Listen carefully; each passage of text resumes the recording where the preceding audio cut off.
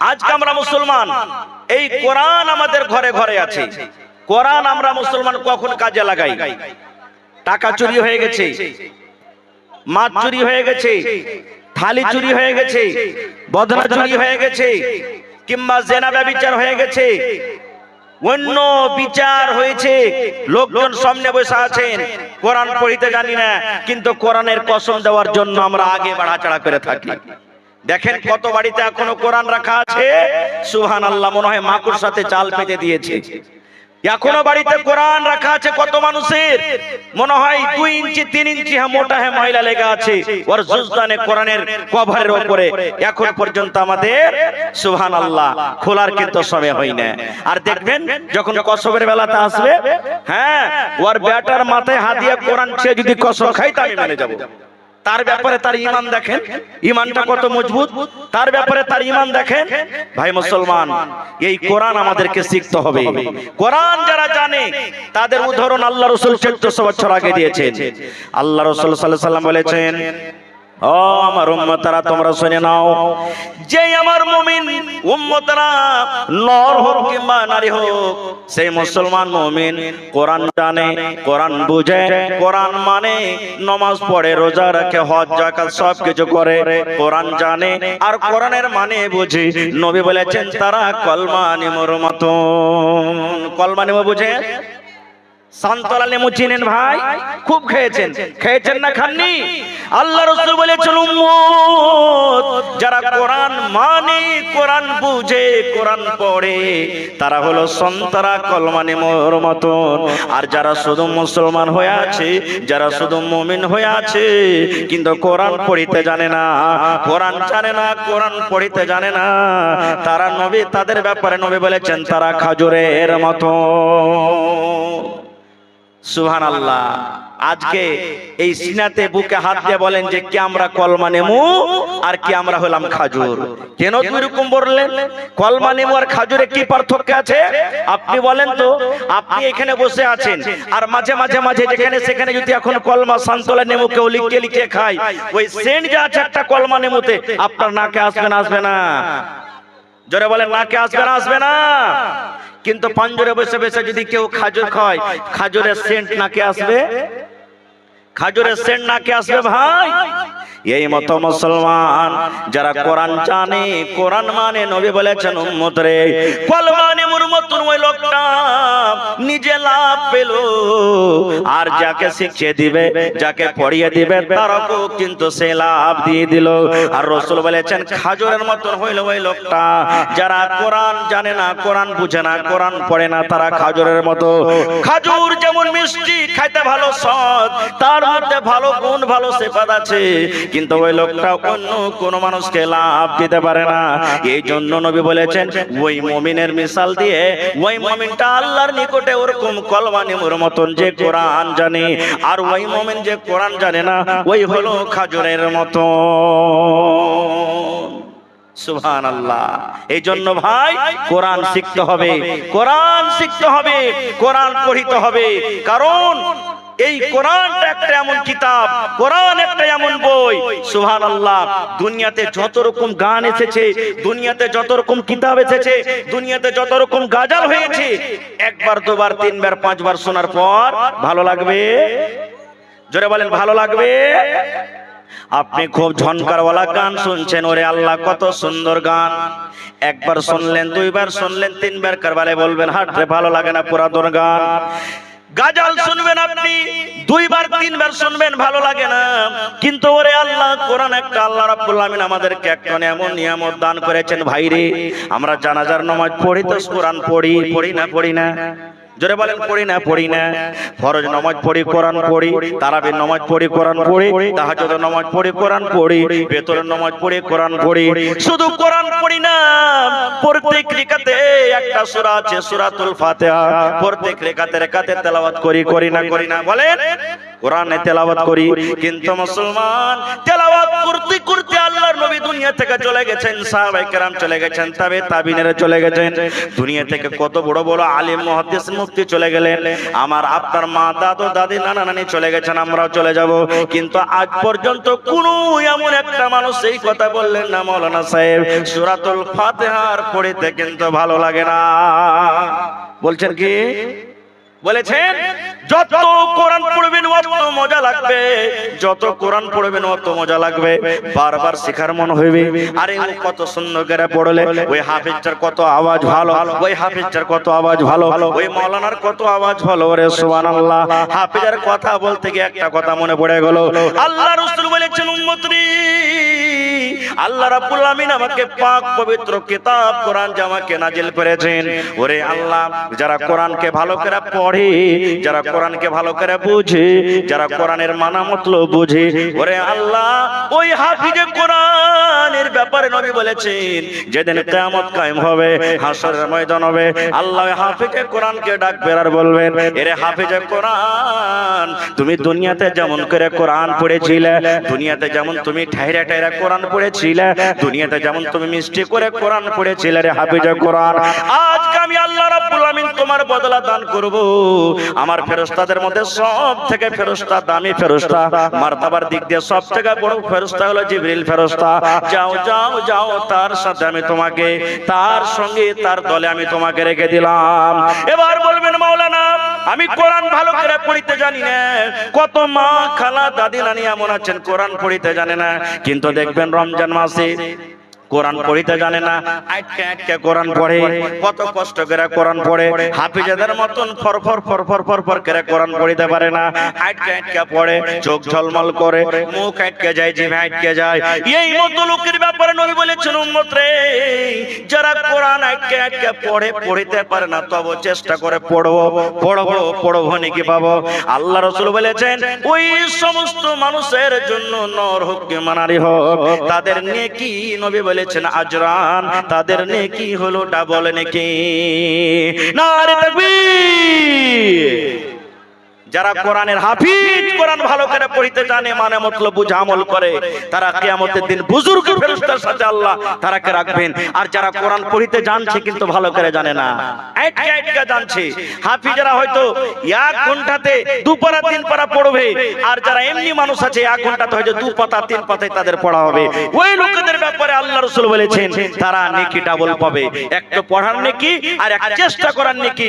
যারা চেষ্টা করছে যে আমি পড়বো নেকি পাবো, এই চেষ্টা করার জন্য আল্লাহ তাবারাক ওয়া তাআলা তাকে ডাবল নেকি দান করবেন। ভাই আমার, আল্লাহর নবী একদিন বসে আছেন, কার সাথে? হযরত জিবরিল ফেরেশতার সাথে গল্প করছেন। হঠাৎ করে একটা ধমকের আওয়াজ এলো, আওয়াজ এলো একটা অন্য ধরনের আওয়াজ এলো, আর বসে আছেন কে? নবী মুহাম্মদ সাল্লাল্লাহু আলাইহি ওয়াসাল্লাম আর জিবরিল ফেরেশতা দুইজন গল্প করছেন। আওয়াজ যখন এলো, জিবরিল ফেরেশতা আসমানের দিকে মাথাটাকে উঁচা করে দেখতে লাগলেন যে আওয়াজটা কোথা থেকে এলো, কি কারণে এলো। এবার দেখা পর মাথাটা নামো করে এবার জিবরিল ফেরেশতা নবীকে বলছেন, ইয়া রাসূলুল্লাহ, আল্লাহ নবী, এখন আগে একটা আপনি আওয়াজকে শুনতে পেয়েছেন, সেই আওয়াজটা শুনতে পেয়েছি। এবার জিবরিল ফেরেশতা বললেন, নবী গো, এই আওয়াজটা কোথা থেকে এলো আপনি কি জানেন? বলছেন না, আমি জানি না। জিবরিল ফেরেশতা বললেন, নবী গো, আসমানে আল্লাহ রাব্বুল আলামিন একটা দুয়ার রেখেছেন, একটা গেট রেখেছেন, এমনই একটা দুয়ার, একটা দরজা, একটা গেট।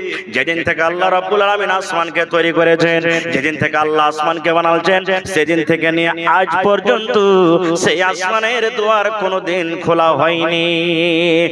আজকে প্রথমবার সেই আসমানের দুয়ার খোলা হলো। এবং আরো একটা কথা শুনেলেন নবী গো, ওই দুয়ার দিয়ে আল্লাহর একজন ফেরেশতা জমিনের উপরে নাজিল হয়ে গেছে। ওই ফেরেশতা কোনোদিন জমিনের উপরে কিন্তু আসেনি। এবার ওই আসার পর ওই ফেরেশতা আমাকে বললেন, ও জিবরিল, আপনি কত ভাগ্যবান, আপনি নবী, আখরি নবী মুহাম্মদের পাঞ্জরে বসে আছেন। ও জিবরিল, জিবরিল আল্লাহ রাব্বুল আমিনের পক্ষ থেকে আপনার কাছে আমি এসেছি, আপনি দয়ার নবীকে আমার সালাম জানিয়ে দেন, আপনি আমার সালামটা দিয়ে দেন, আখির নবীকে আমার সালাম দিয়ে দেন, আর দুইটা জিনিসের তাকে সংবাদ দিয়ে দেন, দুইটা জিনিসের তাকে খুশখবরি দিয়ে দেন, দুইটা জিনিসের তাকে খুশখবরি দিয়ে দেন। একটা কি? দুটা নূরের তাকে খুশখবরি দিয়ে দেন, দুটা আলোর তাকে খুশখবরি দিয়ে দেন। একটা কোরআনের মধ্যে একটা নূর হলো সূরাতুল ফাতিহা।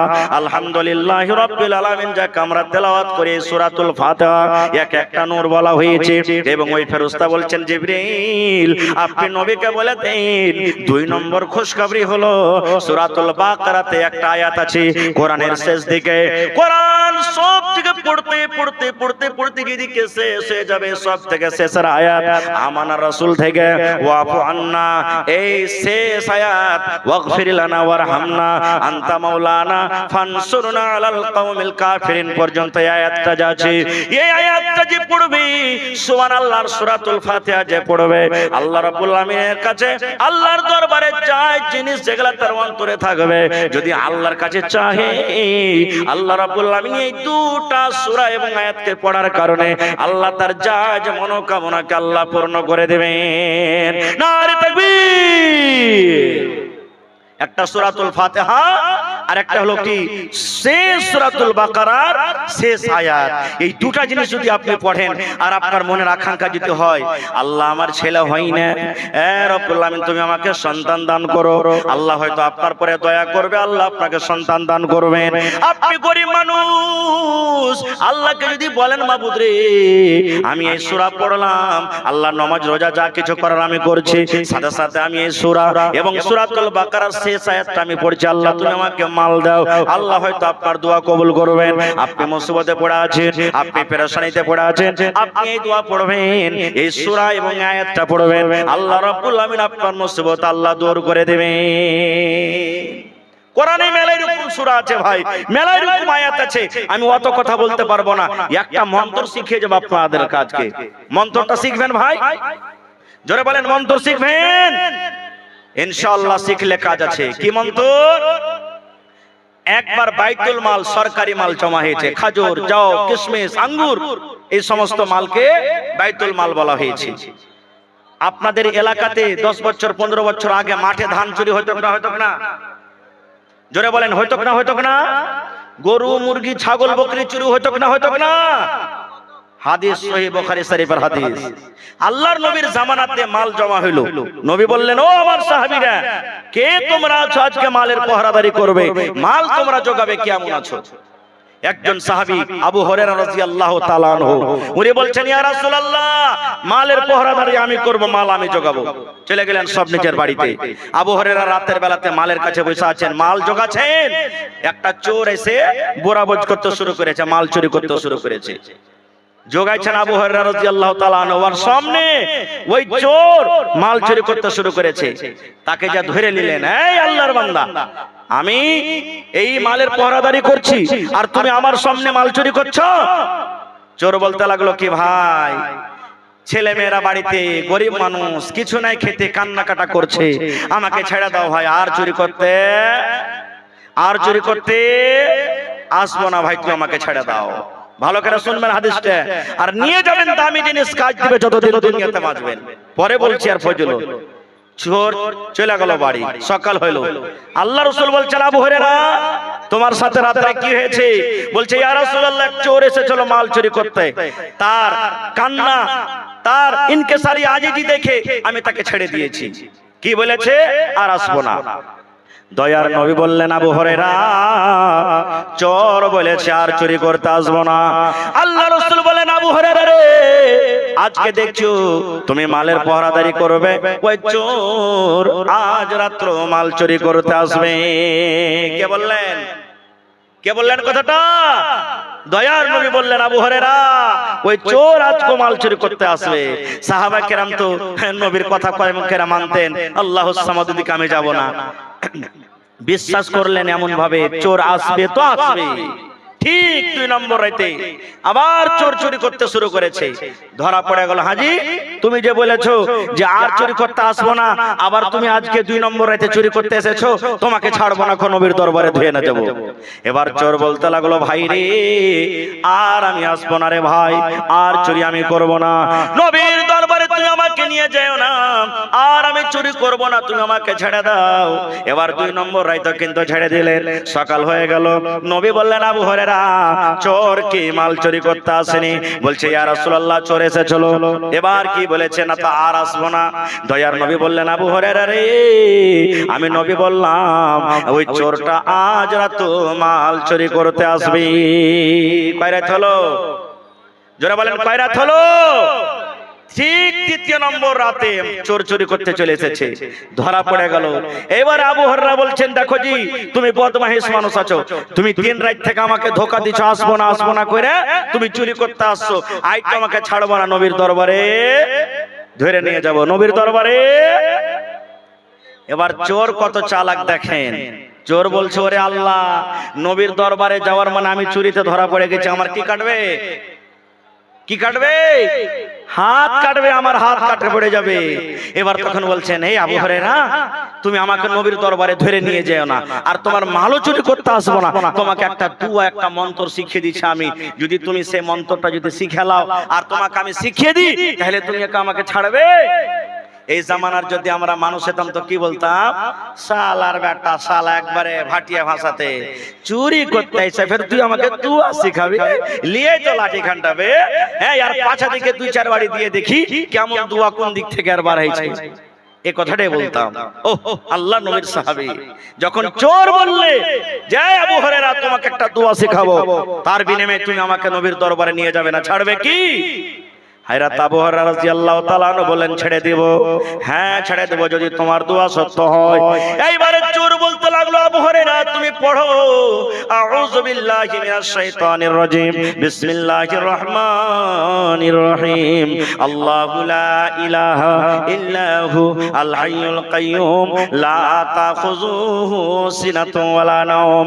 এই করে করে করে করে গোটা শিখিয়ে দিলেন। এটার নাম কি? জোরে বলেন, এটার নাম কি? আরো জোরে বলেন, এটার নাম কি? আয়াতুল কুরসি। এটার নাম কি? আয়াতুল কুরসি গোটায় শিখিয়ে দিলেন। এবার যখন শেখা হয়ে গেল, এবার চোর বলছে, ভাই রে এই আয়াতুল কুরসির দাম আল্লাহর কাছে কত তুমি কি জানো? এই আয়াতুল কুরসি তুমি শিখে কি লাভ পাবে? এই আয়াতুল কুরসি শিখে কি হবে তুমি কি জানো রে ভাই? বলছেন, না আমি জানি না আয়াতুল কুরসি শিখে কি লাভ আছে।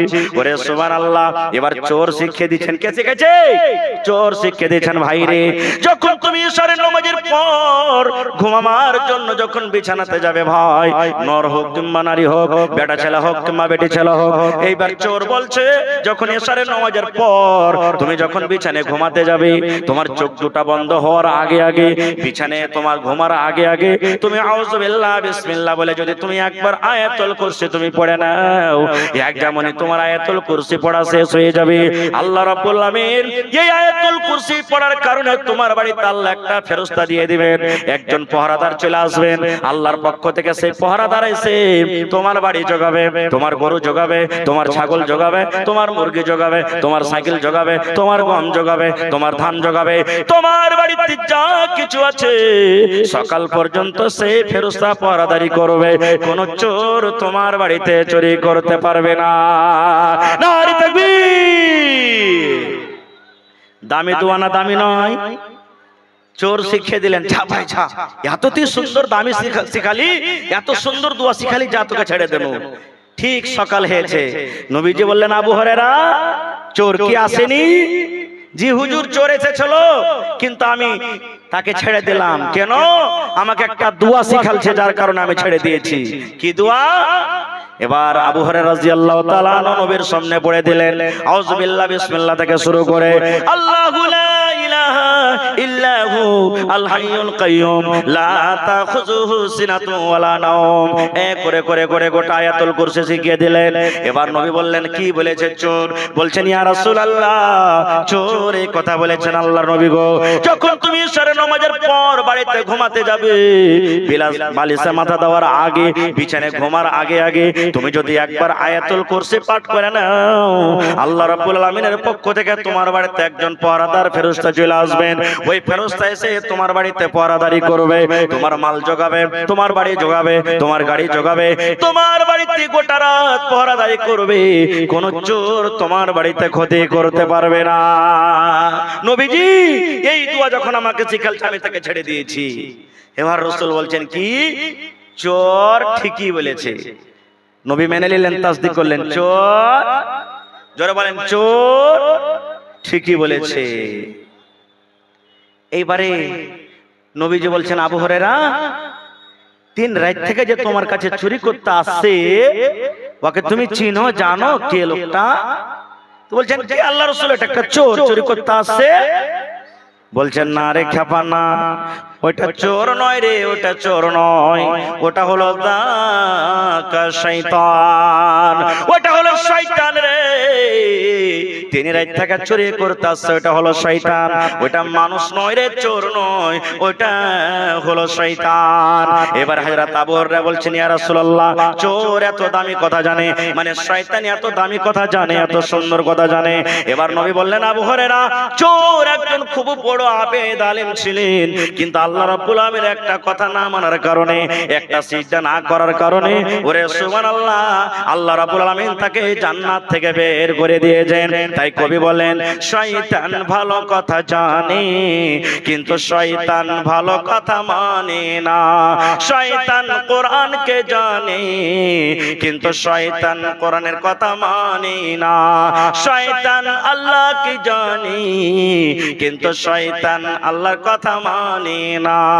আপনি ভালো কথা জানেন, আপনি ভালো কথা মানেন, আপনি কোরআনকে জানেন, আপনি কোরআনের কথা মানেন, আপনি আল্লাহকে জানেন, আপনি আল্লাহর কথা মানেন।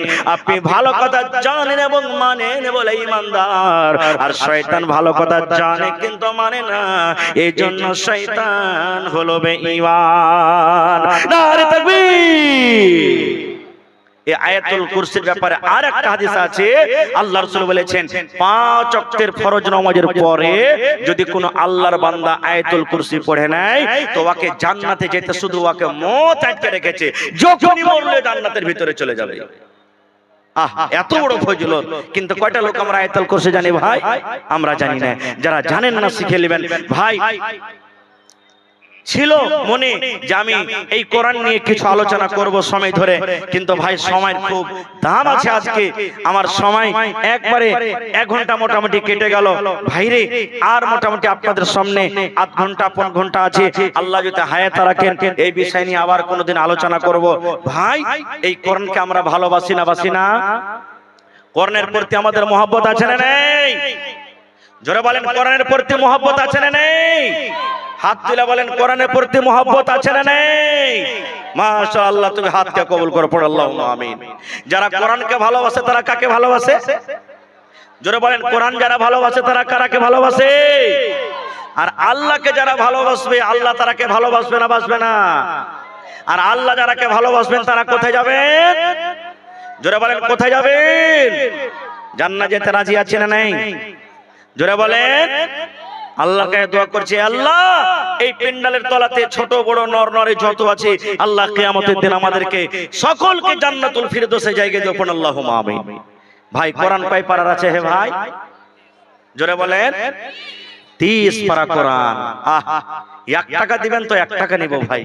আজকে দেখি কোন আল্লাহর বান্দা আছেন কোরআনের জন্য 1 লক্ষ টাকা দান করবেন। একটা লোক 1 লক্ষ টাকা কিংবা 5 কাঠা 1 কাঠা জমিন দান করবেন। আছেন এই মাহফিলের মধ্যে? মা খালা দাদি নানি কে হয়ে এমন আছেন আমি কোরআনের জন্য 1 লক্ষ টাকা মাওলানা দান করলাম, কিংবা আমি 1 কাঠা 2 কাঠা আমি জমিন দান করলাম। দেখি একটা লোক 50,000 টাকা দান করবেন, একটা লোক 25,000 টাকা দান করবেন, এবং 10 জন লোককে আমি দেখবো 10,000 10,000 10,000 করে, এবং 10 জন লোককে আমি দেখবো 5,000 5,000 করে, এবং 30 পারা কোরআন 30 জন আল্লাহওয়ালা আল্লাহওয়ালি মা খালা বোনদেরকে আমি দেখবো 1000 2000 1000 2000। আজকে আমার মায়েরা খালারাকে দেখবো আল্লাহ নবীর জামানাতে যেমন মহিলারা নিজের গলার হার খুলে, পান খুলে, নাকের কানের পায়ের হাতের সব গহনা গুটিকে খুলে খুলে আল্লাহ রাহে দান করে দিয়েছিলেন, আজকে দেখি কোন আমার এই ধ্বজাঘাট এলাকাতে গ্রামে কোন মা খালা দাদি নানি এমন আছেন মা খাদিজার মতন সমস্ত মালকে আল্লাহ রাহে কুরবানি করে দিবেন। দেখি কে এমন আছেন। আজকে আবু বকর রাদিয়াল্লাহু তাআলা আনহু কে হবেন যে নিজের সমস্ত মালকে আল্লাহর রাহে বাড়িতে চা ছিল সব হাজির করে দিয়েছেন। আজকে ওমর ফারুক কে হবেন, ওরে সুবহানাল্লাহ, যে ওমর ফারুক রাদিয়াল্লাহু তাআলা আনহু মালকে 2 ভাগ করে 1 ভাগ নিজের বাড়িতে রেখেছেন নিজের ছেলে মেয়ের জন্য, আর 1 ভাগ আল্লাহ নবীর দরবারে হাজির করে দিয়েছেন। আসেন একটা লোক মাদ্রাসার সেক্রেটারি, সদর, মেম্বার, এলাকার কোন দানি ভাই কে এমন আছেন 1 লক্ষ টাকা মাওলানা আমি এই মাদ্রাসার জন্য কোরআনের জন্য 1 লক্ষ টাকা দান করলাম। একটা লোক 50,000 টাকা, একটা লোক 25,000 টাকা, এবং 10টা লোক দেখি মাশাআল্লাহ দেখি কোন আল্লাহর বান্দা আছেন 10,000 10,000 10,000 করে 5টা লোক, আর 5,000 5,000 করে 10টা লোক, আর 30 জন লোক 1,000 2,000 1,000 2,000 করে দান করবেন। আসেন তো ভাই দেখি আল্লাহর প্রতি মহব্বত ভালোবাসা দেখান, কোরআনের প্রতি মহব্বত ভালোবাসা দেখান। আজকে আমার শ্রদ্ধেয় সভাপতি সাহেব নিজের বক্তব্যতে বলছিলেন যে আজকে ইসলামের দুশমন, মাদ্রাসার মসজিদের দুশমন, তারা লেখা আছে যেন মুসলমানের কোরআন বন্ধ হয়ে যায়, মুসলমানের জন্য মাদ্রাসা বন্ধ হয়ে যায়। ভাই মুসলমানের মাদ্রাসা যদি বন্ধ হয়ে যায় মুসলমান ইয়াতিম হয়ে যাবে। বাপ পড়তে গেলে যেমন বাচ্চা ইয়াতিম হয়ে যায়, মুসলমান শরীয়ত থেকে ইয়াতিম হয়ে যাবে, শরীয়ত বুঝবে না জানবে না। আর আজকে আমি আপনি যদি মাদ্রাসাতে সহযোগিতা না করি, দান না করি, অটোমেটিক মাদ্রাসা বন্ধ হবে। কারণ আপনি আমি না দিব তো কে মাদ্রাসা চালাবে ভাই? জি জি বিবি বাদেনুর 100 টাকা আর এখানটা বড় কথা দান করেছেন, মনে হয় কিছুদিন আগে তার ভাগ্নি মারা গেছে নাকি? মাশাআল্লাহ, এই দেখেন বহেন বেটি মারা গেছে, এখানটা বড় কথা 100 টাকা দান করেছেন। ভাই দেখি একটা লোক কোন আল্লাহর বান্দা নাই বিসমিল্লাহ করেন 10,000 টাকা ভাই, একটা লোক 5,000 টাকা, আর যার মোবাইলে টাকা আছে পকেটে নাই, এই দেখেন অনলাইন ব্যবস্থা আছে, স্ক্যানার লাগা আছে, আপনারা অনলাইন টাকা দিতে পারেন ভাই। এই দেখেন আমার একজন ভাই মাশাআল্লাহ 1 2 3 4, এই ভাই কি নাম আপনার? তানবীর সেমরিয়া থেকে ভাই 2,000 টাকা দান করলেন। নারে তাকবীর, মাশাআল্লাহ।